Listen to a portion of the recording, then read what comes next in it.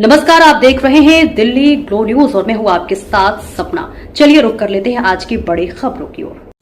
राहुल गांधी ने अभी से ही मान लिया है कि बिहार चुनाव में कांग्रेस की लुटिया डूबने वाली है।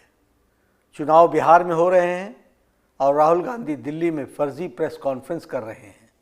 चुनाव बिहार में हो रहे हैं और राहुल गांधी बातें कर रहे हैं हरियाणा की, क्योंकि उनको पता चल गया है कि बिहार में महागठबंधन हार रहा है और इसलिए वो अभी से ही बहाना ढूंढने में लग गए हैं। पहले वे हार का ठिकरा ईवीएम पर फोड़ते थे, लेकिन जब वे अपने फर्जी दावे को सिद्ध नहीं कर पाए और ईवीएम को सुप्रीम कोर्ट से क्लीन चिट मिल गई, अब वे एसआईआर के सवाल को उठाने लगे हैं।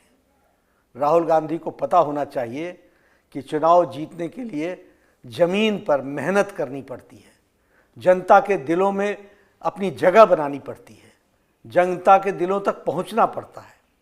सिर्फ फोटो खिंचवाने से और ड्रामा कर लेने से चुनाव नहीं जीते जाते। राहुल गांधी घुसपैठियों को बचाना चाहते हैं, इसलिए चुनाव से ठीक पहले ये इस तरह की फर्जी दावे करते रहे। ये जब जब विदेश जाते हैं वहाँ से कुछ महाज्ञान लेकर लौटते हैं और फिर वे देश के लोकतंत्र को बदनाम करने की फर्जी कहानी गढ़ने लगते हैं। आज इनको लगता है कि इनके आरोप सही हैं, तो ये शपथ पत्र क्यों नहीं देते, अदालत क्यों नहीं जाते।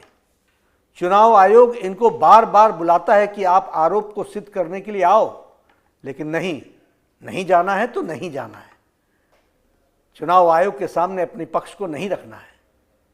इनका एकमात्र मकसद है देश को बदनाम करना, युवाओं को भड़काना और देश में अराजकता का वातावरण पैदा करना, अराजकता फैलाना। लेकिन देश के युवा सच्चाई को जानते हैं।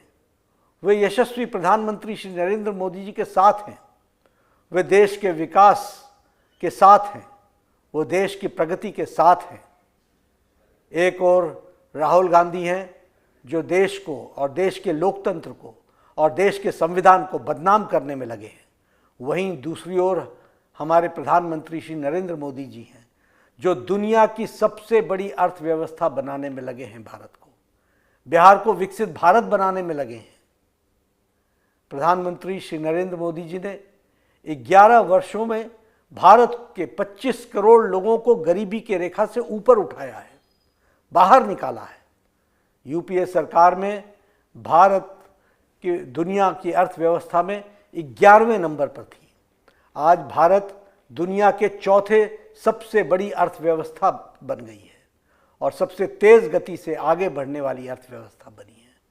आज भारत दुनिया का मैन्युफैक्चरिंग हब बन गया है।